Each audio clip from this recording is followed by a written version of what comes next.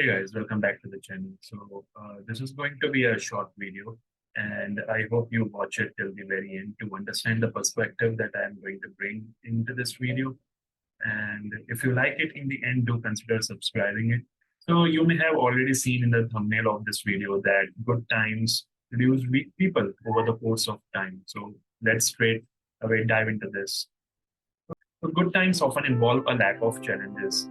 When people don't face difficult situations, they may not develop that resilience, problem solving skills for that matter, and inner strength which is needed to overcome the obstacles in the future.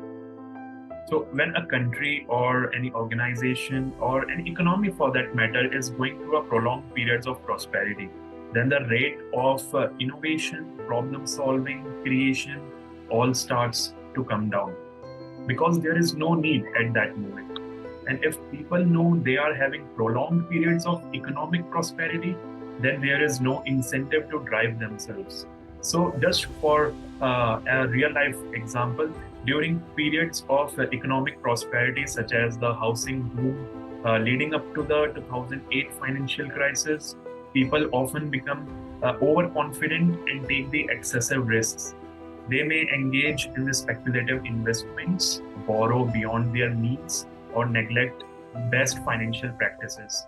When the inevitable downturn occurs, those who were unprepared and relied on the good times, those find themselves in financial distress at the end and struggle to recover. That's bound to happen. So we can say that good times potentially produce weak people over the course of time. They were not involved in creation, disruption, innovation, inventions, and discoveries. They have not had to do that because there was no need, right? So why would everyone do that? They are not aiming for the superior performance, right? Because they all are comfortable.